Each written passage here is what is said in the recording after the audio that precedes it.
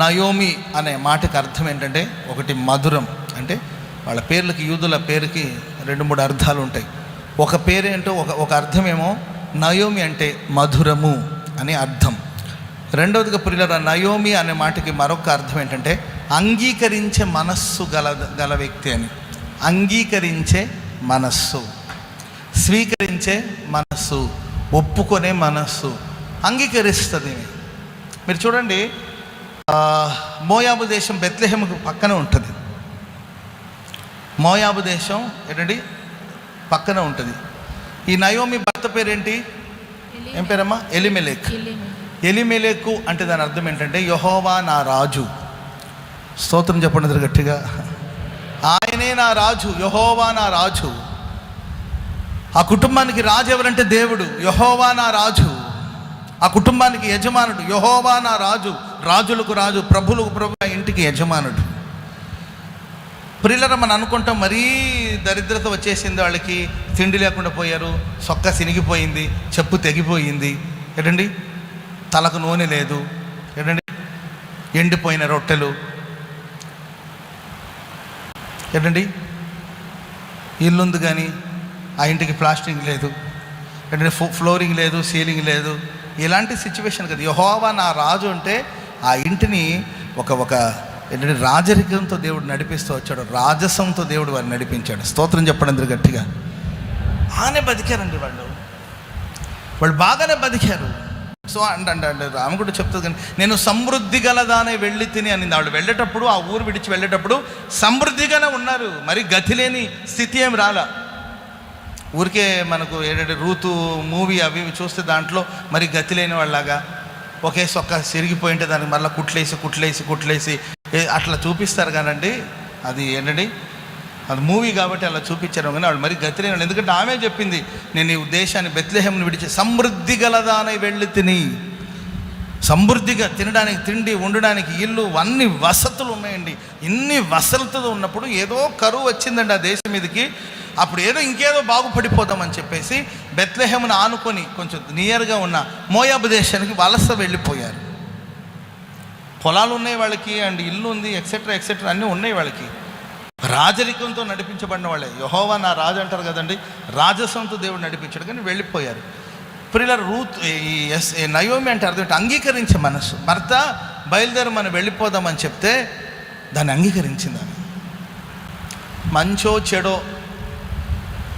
మంచో చెడోనండి, భర్త చెప్పాడు వెళదాం, నేను రాను, నేను పోను, నాకు ఇక్కడే నచ్చారు, ఇక్కడ నాకు ఫ్రెండ్స్ ఉన్నారు, ఇంకేదో ఉంది, ఏం అంగీకరించి స్వీకరించింది అంతే. లైఫ్లో చూడండి, కొంతమంది వచ్చే మార్పుని అంగీకరించే అనుభవాలు కొంతమందికి ఉండొద్దు. అన్ని కాలాలు, అన్ని వేళలు అన్నీ ఒకేలాగా ఉండాలని అనుకోవద్దు. లైఫ్లో ఏ మార్పు వచ్చినా ఆ మార్పుని స్వీకరించాలి. నయోమి అంటే అర్థం ఏంటంటే ఆమె స్వీకరిస్తుంది, అంగీకరిస్తుంది. ఇట్స్ ఓకే పర్వాలేదు, వెళదాం. సరే అక్కడికి వెళ్ళిందండి. అక్కడికి వెళ్ళిన తర్వాత భర్త చచ్చిపోయేసరికి నేను అప్పుడే చెప్పాను, గొడవదిలా. సరే మనం అంగీకరించాం, ఈ ప్రాబ్లం వచ్చింది, తప్పదు, లైఫ్ని లీడ్ చేయాలి. భర్త చచ్చిపోయాడు, నేను కూడా గుంట్లో పడేది పోయి, భర్త చచ్చిపోయాడు నేను కూడా వెళ్ళి ఆ నిప్పులో దూకేసి నేను కూడా చచ్చిపోతాను అని అనుకుంటే ఎట్లా? లైఫ్ లీడ్ చేయాలి, పిల్లలు ఉన్నారు, బతకాలి, జీవించాలి, దేవుడిచ్చిన ఆయుష్ కాలం అంతా మనం బ్రతకాలి. ఆమెను చెప్పండి గట్టిగా. ఇల్లు ఒకప్పుడు ఉండేది, ఇప్పుడు ఇల్లు లేదు, జీవించాలి, అద్దీంట్లోనే సర్దుకోవాలి. ఒకప్పుడు ₹1,00,000 జీతం వచ్చేది, ఇప్పుడు 10,000 కూడా రావట్లా, తప్పదు. అంత మాత్రం నీవు కృంగిపోతావా? సో ఈ 10,000లో లైఫ్ని ఎలా లీడ్ చేయాలో ఆలోచించుకోవాలి. ఒకప్పుడు చుట్టూ జనం ఉండేవాళ్ళు, భజన చేసే భజన బృందం ఉండేది, ఇప్పుడు ఎవరు ఉండకపోవచ్చు, అడ్జస్ట్ అవ్వాలి దానికి మనం. సో ఇదొక మార్గం, దీని గుండా దేవుడు నన్ను నడిపిస్తున్నాడు. ఒకప్పుడు ప్రపంచవ్యాప్తంగా తిరిగాము, ఆ దేశం ఈ దేశం అని ఆ దేశం అని అన్ని దేశాలు తిరిగారు. ఇప్పుడు అంత అవకాశం లేవు. ఫ్లైట్ ఎక్కాలంటే భయం, కూర్చోవాలి, ఒక చోట కూర్చోమంటే కూర్చోవాలి, అంతేక. దేవుడు మన జీవితంలో మనకి ఏది ఇచ్చినా దాన్ని అంగీకరించి స్వీకరించి సాగిపోయే అనుభవం మనకు కావాలి. ఆమెను చెప్పండి గట్టిగా. సరే అక్కడికి వెళ్ళిన తర్వాత చదవండి, రూతు గ్రంథంలోనే మొదటి అధ్యాయం 4వ వచనం చదవండి. వారు మోయాబు స్త్రీలను పెళ్లి చేసుకుని. ఎవరు చేసుకున్నారు? వారు మోయాబు స్త్రీలను పెళ్లి చేసుకుని. వారిలో ఒకదాని పేరు ఓర్ప, రెండో దాని పేరు రూతు. వాళ్ళే మోయాబు స్త్రీలు పెళ్లి చేసుకుని, వాళ్ళ అమ్మ ప్రమేయం లేకుండానే పెళ్లి చేసుకున్నట్టున్నారు. వాళ్ళ అమ్మ చూసి పెళ్లి చేయాలి. బైబిల్ వారు మహలోను కిల్యోను అనేవాళ్ళు ఇద్దరు ఉన్నారు కదండి, కుమారులు. వాళ్ళిద్దరూ పెళ్లి చేసుకున్నారు, ఆ అమ్మ ప్రమేయం లేకుండానే చేసుకున్నట్టున్నారు. వాళ్ళ అమ్మ చూసి మోయాబు స్త్రీలను వివాహం చేయలేదు, వాళ్ళే చేసుకున్నారు వాళ్ళకి నచ్చిన మనుషుల్ని. మీరు చూడండి, మహలోను పెద్దోడు, కిల్యోను చిన్నోడు. మహలోన్ అనేవాడు రూతుని చేసుకున్నాడు. రూతు ఎవరంటే చిన్నది. చిన్నదాన్నేమో పెద్దోడు పెళ్లి చేసుకున్నాడు, పెద్దదాన్నేమో చిన్నోడు పెళ్లి చేసుకున్నాడు. వాళ్ళకి అలా నచ్చింది అనమాట.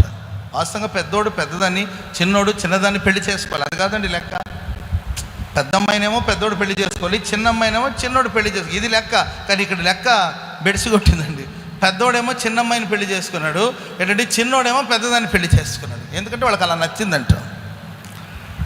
ఇది తల్లి ప్రమేయంతో జరిగింది కాదు. సో నా మాట వినకుండా ఇలా చేస్తారా మీరు? మోయాబురాంటలను పెళ్లి చేసుకుంటారా? పనికి మళ్ళీ ఇక్కడ నీ మొహం చూపించొద్దరా, అసలు మీ గుమ్మం దొక్కనరా, అసలు ఇలాంటి భారీ భారీ డైలాగ్ వేయలేదు. ఇదేముంది, చేసుకున్నారు, ఏం చేద్దాం, స్వీకరిద్దాం, చేద్దాం, అయిపోయిందా, సరే అయిపోయిన దాని గురించి ఎందుకు ఇప్పుడు, అయిపోయిన దాని గురించి ఎందుకు పేచీలు? ఇష్టం లేదు పెళ్లి చేసుకున్నారని చెప్పి మనుషులను చంపి ఏంటంటే కోర్టుల చుట్టూ తిరిగి, పోలీస్ స్టేషన్ చుట్టూ తిరిగి, లేదా మన రాష్ట్రంలో జరగట్లేదా ఇట్లాంటి పరిస్థితులు? కులాంతర వివాహం చేసుకున్నారని చెప్పి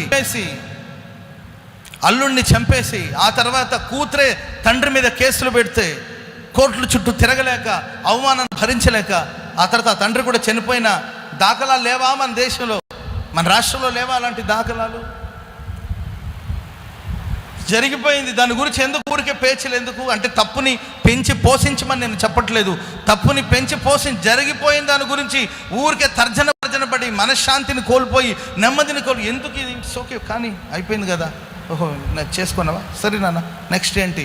అట్లా ఆ మార్పు, లైఫ్లో వచ్చే ప్రతి మార్పుని ఆమె అంగీకరిస్తూ స్వీకరిస్తూ నడిపించబడిన క్యారెక్టర్ అండి నయోమి గారి చరిత్ర మనం చూస్తే.